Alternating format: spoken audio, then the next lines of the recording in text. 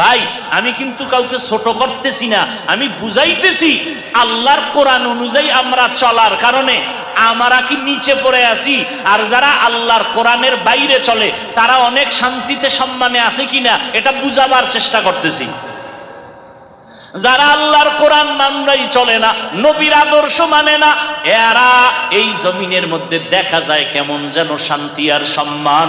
আসলে খবর নাও, এদের মতো অশান্তিতে জমিনে আর কেউ নাই, ঠিক নি? একজনের শান্তি পাইতে পাওয়ার জন্য আল্লাহ যা দিছে হয় না, আর একটু বেশি লাগবে, লাগতে গিয়া চাপাবাজি করছে, যেখানে প্রশংসা লাগে না সেখানেও করছে।